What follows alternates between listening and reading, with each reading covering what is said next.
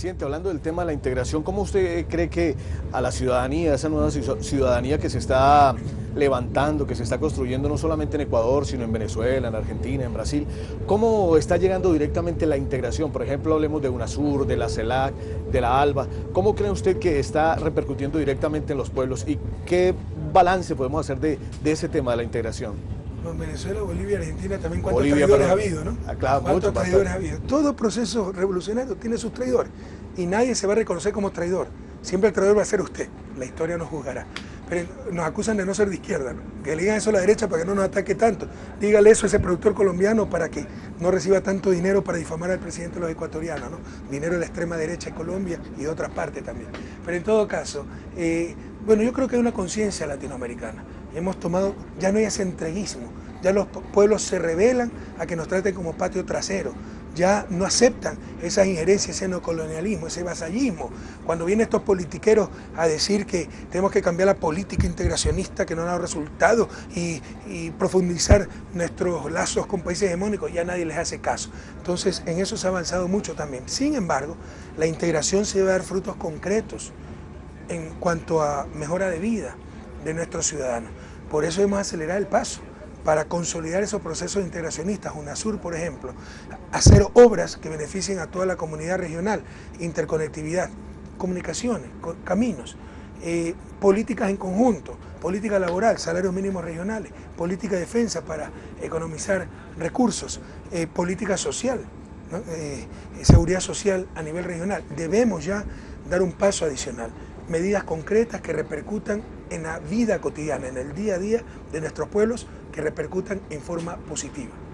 Se acaba de terminar la cumbre de la CELAC, acaba de asumir Cuba la presidencia pro tempore. Se hizo una especie de gol ahí reuniendo a la Unión Europea. ¿Qué piensa usted de esa simbiosis que se dio entre la CELAC y la Unión Europea? Bueno, no pude ir a esa reunión por la campaña, fue el vicepresidente, pero usted se da cuenta lo emblemático que es eso, ¿no? Que Cuba, que por el poder imperial estuvo excluida de la OEA durante 50 años, ahora dirige a la comunidad de estados latinoamericanos y del Caribe. ¿Se imagina lo simbólico que es aquello? Ese es un buen ejemplo, termómetro, indicador del cambio y de cómo los pueblos latinoamericanos aceptan esta integración y ya no toleran ser colonia de nadie, no toleran ser patio trasero de nadie. Es muy emblemático Cuba dirigiendo la CELAC. Entonces, bueno, yo creo que estas cumbres, ¿no?, siempre sirven de algo para acercamiento Europa-Latinoamérica. Sin embargo, no nos engañemos, ¿no? Latinoamérica no está entre las prioridades de Europa y en buena hora que se haya hecho esta reunión de la CELAC y le hayan dado la presencia de Cuba, aprovechando esta reunión porque, insisto, es un mensaje a Latinoamérica, Norteamérica, Europa y al mundo de que Latinoamérica no va a aceptar más vasallajes. Es decir, como usted escribió en su libro, pasamos de ser banana república. Bueno, eso tiene otra connotación. Ecuador nunca fue un dichado de virtudes económicos sociales, nunca fue un éxito en cuanto a desarrollo, pero aunque sea tenemos país, república bananera, pero teníamos país. Con el neoliberalismo nos robaron el país, quedamos en nada. Entonces, por eso el título, porque es contar muy sucintamente la historia del neoliberalismo, por eso el título, de Banana República, algo que no era bueno, pero a nada, a la no república. Hablando de eso, presidente, de los liderazgos regionales, quisiera que me hablara de lo que ha significado la presencia del presidente Chávez, del presidente Evo, de Daniel, de Cristina, de Lula y por supuesto de Rafael Correa en el marco de esa construcción de esa nueva Latinoamérica. Los liderazgos siempre son importantes, son facilitadores, pero no son los líderes los que cambian peor un continente, son los pueblos. La liberación, la independencia, Bolívar la facilitó, pero eran los pueblos los que querían ser libres. Aquí en la Revolución Alfarista, Eloy Alfaro la facilitó, pero era todo un pueblo que quería cambiar ese estado caduco, terrateniente, clerical, etc. Entonces lo mismo a nivel latinoamericano, son nuestros pueblos que han despertado. Nos tocó estar en este rol de facilitadores y cumpliremos con ese deber, pero insisto, y ha habido, sí, una coincidencia feliz de grandes facilitadores, grandes liderazgos, sanos liderazgos a nivel regional como Lula, como Dilma, como Cristina, como Michelle, como Evo, como Hugo, y bueno, en una menor medida yo, pero lo importante es que son los pueblos los que deciden cambiar. Nosotros debemos facilitar esos deseos de nuestros pueblos.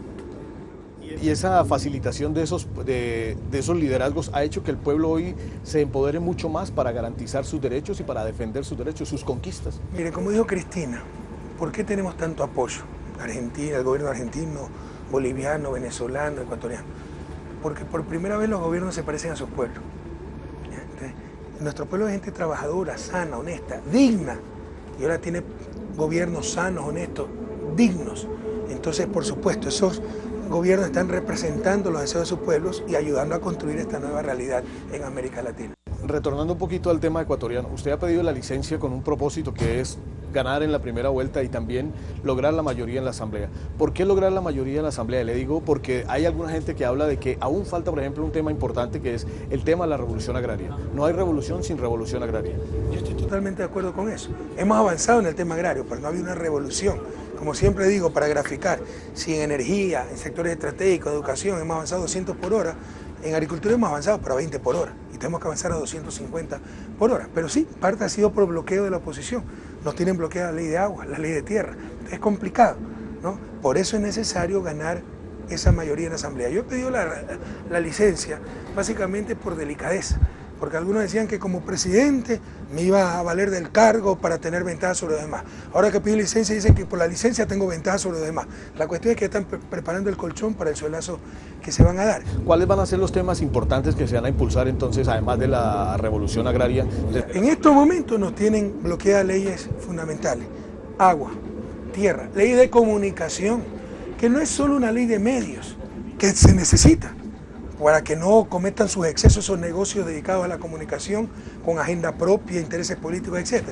Pero también en la ley de comunicación, por ejemplo, está un porcentaje de la programación para producción nacional, para suscitar el arte, la generación de valor arte nacional en cuanto a películas, en cuanto a música, etc. También tienen bloqueado todo eso. Pero además tienen bloqueado, por ejemplo, el Código Penal. Necesitamos urgentemente una nueva ley penal. Nuestro Código Penal tiene más de 70 años. La principal preocupación del pueblo ecuatoriano es la seguridad. Yo tengo que combatir esa seguridad con un código de más de 70 años. Ya está el Código Penal nuevo. Lo tienen bloqueado un año para derrotar a Correa. ¿Cómo? Sacrificando a las familias ecuatorianas, permitiendo que maten a nuestros hijos, etc. Esa es la oposición que hemos tenido que soportar todos estos años. Una oposición que el 30 de septiembre del 2010 apoyó a los golpistas, participó del golpe del Estado, y después nos hablan de respeto a la Constitución. Y hay muchas otras leyes, tenemos una agenda, le insisto, hemos avanzado mucho, pero falta todavía consolidar la transformación de ese Estado burgués en ese Estado popular, y para eso se necesitan, ya tenemos la Constitución, tenemos leyes necesitamos leyes que perfeccionen esa Constitución. Está la nueva Ley de Seguridad Social, está la nueva Ley Eléctrica, está el Código de Desarrollo Urbano, está el Código Ambiental, todo eso tenemos listo. Pero con esta clase de asamblea sin mayoría, todos esos proyectos, si los enviamos, van a dormir el sueño de los justos o lo van a destrozar de la forma más irresponsable. Entonces necesitamos esa mayoría en la asamblea para ir con nuestra revolución a la velocidad que exige y necesita el pueblo ecuatoriano. Presidente, usted ha tocado un tema muy importante que es el tema de los medios de comunicación. Si uno abre un periódico, va a encontrar frases como esta: Ecuador está en medio de una crisis de libertad de prensa, de libertad de expresión. Hablan de un régimen, de una dictadura, presidente. ¿Y a nivel nacional e internacional? A nivel internacional y a nivel nacional también. ¿Cómo lo pueden decir a nivel nacional si no hay libertad de prensa? Qué chistosísimo, ya cae en el ridículo. Usted, incluso de periodistas extranjeros, un colombiano, ¿no? Y Correa es un dictador autoritario porque reprime, etc. Y todo eso se lo hemos dicho porque aquí no hay libertad de prensa. ¿Cómo lo pude decir? Es ridículo, las cosas caen por su propio peso. Lo que pasa es que usted debe conocerlo, indudablemente, el poder mediático en Latinoamérica era superior al poder estatal, al poder gubernamental, al poder político. Se creían por encima del bien y del mal, por encima de las leyes. Ahora que se le aplica la ley, atentado a la libertad de expresión. Digan lo que le dé la gana. Antes eran los atentados. Atentado al Estado de Derecho, cuando querían imponer un Estado de opinión. Atentado a la dignidad de las personas, cuando había un linchamiento mediático y uno tenía que agachar la cabeza para que no sigan insultando. Atentado a la democracia, cuando querían someter a los gobiernos, poniendo ellos la agenda política. Atentado al Estado, a su institucionalidad, cuando eran los que exculpaban, los que sentenciaban en titulares, no en los tribunales, cuando eran los que querían legislar, los que querían gobernar. Ahora sí tenemos Estado de Derecho. Como ahora la ley es para todos, dicen que no hay libertad de prensa. No, ya no hay los abusos de cierta prensa, porque yo estoy de acuerdo que una sana prensa es básica para la democracia, pero una mala prensa es nefasta para esa misma democracia.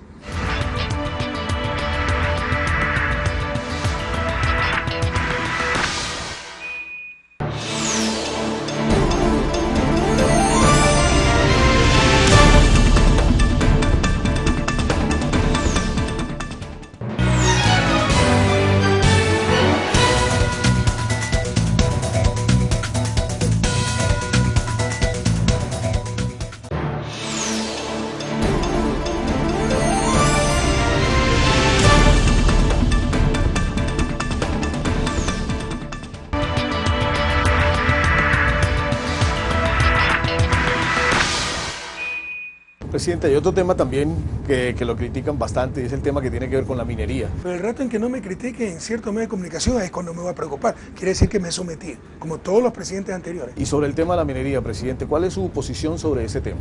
¿Por qué dice que critican bastante? Bueno, porque dicen que de pronto usted está yendo contra los principios de la naturaleza. Vamos a ver en las próximas elecciones. Acuérdense lo que le digo. Vamos a ver el 17 de febrero cuántos votos sacan los que hablan por todos y no representan a nadie. Pero hacen bastante bulla y la prensa desestabilizadora, contraria al gobierno, pese a que no representan a nadie, le dan la primera página. Entonces ya son de extrema izquierda supuestamente los medios de comunicación, porque le dan pauta a estos fundamentalistas que hablan en nombre de la izquierda. Yo no sé desde cuándo los fundamentos de la izquierda no la minería, entonces Cuba no es de izquierda, porque la principal exportación es minera y a cielo abierto. ¿Ya? Entonces son los ridículos, los absurdos. En eso tenemos que hacer un mea culpa los verdaderos partidos de izquierda de América Latina. Se lo acabo de decir en una reunión del Foro de Sao Paulo. Tenemos que tomar posiciones muy claras en novelerías que harán fracasar cualquier proyecto de izquierda. Por ejemplo, no a la minería, no a los recursos naturales. ¿Y dónde sacan los recursos para sacar rápidamente la pobreza a nuestro pueblo? La supuesta participación, que es el consentimiento previo. Es decir, para dar un paso, yo soy presidente electo, pero para gobernar tengo que pedirle permiso a cada uno. Y si dicen no, no se puede hacer nada. Eso sería el final de la democracia como la conocemos por mayoría. Tendríamos que pasar a la democracia por unanimidad. Y eso es ingobernable, ese país no se puede gobernar. Y esas tonterías son los que presentan ciertos grupos en nombre de la izquierda. Eso no es izquierda, eso es infantilismo, eso es novelería, eso es irresponsabilidad que hará fracasar cualquier proyecto de izquierda. Aquí tenemos que ser mucho más claros los partidos de izquierda a nivel latinoamericano. En todo caso, seguiremos con una minoría responsable. Lo irresponsable es ser mendigos sentados en un saco de oro, con tanta miseria, con tantas necesidades, no aprovechar los abundantes recursos naturales que la naturaleza y Dios con tanta generosidad han dado al pueblo ecuatoriano. Los índices de desarrollo humano en América Latina ponen a Ecuador por encima de países como Brasil, Colombia, Paraguay. ¿Qué Eso ha no hecho lo dice por posible? los medios de comunicación. Bueno, le estamos contando. ¿Qué ha ¿Cómo hecho te diversan posible? todo? Porque la otra vez veía, ¿cómo se llama este cubano renegado? Montaner. Decía que Ecuador todavía está en el puesto ni sé cuánto del índice de desarrollo humano y no dice cuánto hemos subido y a todos los países que estamos superando. Pero además hablaba de otras cosas, de las 7 plagas que le iban a caer a Ecuador si usted ganaba. Lo que más da gusto en este oficio es ver cómo se dan contra el planeta tantos amargados y mala fe, ¿no? Porque imagínense todo el odio, toda la incertidumbre que quieren sembrar y ya no le hace nadie caso. Bueno, en todo caso, estamos progresando mucho en desarrollo humano, en calidad de vida, pese a, la otra vez sacó The Economist una publicación de que Ecuador, mire el desprecio por nuestro pueblo, por nuestro país, la falta de respeto, que Ecuador era el peor país para nacer y para vivir. Bueno, suponiendo que eso sea cierto, usaron datos del 2006, es decir, antes de nuestro gobierno. Por el contrario, ahora Ecuador es escogido 5º año seguido como el mejor lugar para que vivan los retirados. Es uno de los 4 lugares del mundo prioritarios para visitar como turismo. Entonces, en algunas cosas estamos a la vanguardia e indudablemente se ha mejorado muchísimo la calidad de vida por el crecimiento económico, con redistribución, con equidad, con disminución de la pobreza, con generación de empleo y con un Estado prestando los servicios básicos y garantizando los derechos de los ciudadanos. Precisamente se le iba a preguntar sobre el tema de la inversión social, presidente. ¿Cuánto ha invertido su gobierno, cuánto ha invertido la Revolución Ciudadana precisamente en crear ese nuevo país, en cambiar ese país donde era el más malo para nacer, para ahora ser eso? Nunca fue el peor para nacer, ¿no? Eso es pura ideología que la disfrazan de técnica. Aquí cuando ha habido guerras civiles, imagínense, un país destrozado por guerras civiles, como algunos países africanos, y que Ecuador es el peor país para nacer. O sea, exageran tanto que pierden la poca credibilidad que les queda. En todo caso, en cuanto a inversión social, hemos triplicado esa inversión social, los avances en educación, en salud, en vivienda, en condiciones laborales son históricos, pero todavía falta muchísimo por hacer. Presidente, ¿podemos hablar de un correísmo o no podemos hablar de correísmo? A mí no me gusta hablar de correísmo. El que siga correísta, ni yo soy correísta, ni yo mismo estoy de acuerdo con todo lo que hago. Entonces, no hablemos de correísmo, hablemos de revolucionarios, hablemos de un proyecto país. Las personas somos pasajeras y este proceso legendario que es la Revolución Ciudadana tiene que continuar con o sin Correa. Le voy a dar unos nombres para que usted me diga cómo le parece. Hablemos en primer lugar de Luis Ignacio Lula da Silva. Extraordinario líder y ejemplo para todos nosotros, de betunero a presidente de la mayor potencia latinoamericana. Cristina Kirchner. Mujer brillante, maravillosa. Evo Morales. Extraordinario compañero, líder popular también de la miseria extrema, a dirigir con tanto acierto a Bolivia. Hugo Chávez. Admiración y profundo cariño, amistad. No entiendo cómo en el 98 pudo solito sobrevivir, si ahora que tenemos, ahora que ha cambiado nuestra América, ahora que hay tantos gobiernos progresistas, es tan difícil luchar contra los productores colombianos que se prestan a cualquier basofia, luchar contra los imperios, contra sus poderes económicos, etc. No me imagino cómo pudo sobrevivir Hugo Chávez solito en el 98. Daniel Ortega. También gran compañero, luchador, que está transformando su Nicaragua querida. Ollanta Humala. Compañero progresista, pero todavía, con todo respeto, tiene que luchar contra ciertas fuerzas que continúan en Perú por la misma senda. Bueno, ya casi nos va a tocar acabar este paseo aquí en el tren de Eloy Alfaro. Presidente, ¿cómo se imagina usted al Ecuador en 10 años? En esta ruta, con avances mucho mayores en salud, educación, un país que ojalá haya vencido la miseria. 10 años todavía es corto, pero por ejemplo, por primera vez, la pobreza extrema por ingresos, la miseria, está en un dígito, 9%. La encontramos en 16, 17%, está en la mitad. La pobreza ha bajado también total de 36 a 25. Si seguimos esa ruta, tal vez 10 años es muy poco, pero tal vez en 15, 20 años habremos vencido definitivamente a la pobreza. Aspiro a un país orientado irreversiblemente en la senda hacia el buen vivir. Dios quiera que ya haya vencido la pobreza, pero en todo caso orientado en esa ruta. Y el objetivo, un país sin opulencia, pero un país con dignidad, con equidad, con justicia, sin miseria, sin niños trabajadores, un país donde se respeten los derechos, un país feliz, un país para todas y todos.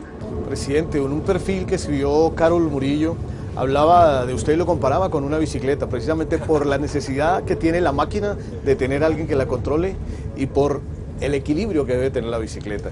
¿Cómo le pareció esa comparación y usted cree que efectivamente es su mejor definición? Me encantó, creo que, no sé si la mejor definición, pero muy acertada. Me identifico mucho con la bicicleta y la analogía que ella hizo, pues describía muy bien la realidad, guardar el equilibrio, depender de las propias fuerzas, algunas veces hacer mucho esfuerzo. Entonces sí, es una analogía bastante apropiada para lo que estamos viviendo y haciendo. ¿Cómo le gustaría que lo recordaran, presidente? La historia, ¿qué quisiera usted que dijera de Rafael Correa? Lo que siempre digo, aquí yace una buena persona. Bueno, para finalizar, presidente, un saludo para... Mi epitafio, aquí yace una buena persona. Para América Latina, su mensaje final. Mensaje de esperanza, vamos compañeros. Estamos construyendo las patrias chicas, Ecuador, Bolivia, Brasil no tan chico, Venezuela, Argentina, a construir todos juntos la patria grande con la que soñaron nuestros libertadores y a construir esa patria grande feliz, equitativa, justa, digna, soberana. Hasta la victoria siempre. Bueno, presidente, muchísimas gracias y muchos éxitos. A usted, mucha suerte también para usted. Muchas gracias. Bueno, es el economista Rafael Correa acompañándonos aquí en este programa especial de Telesur. Sigamos con la programación de Telesur Noticias.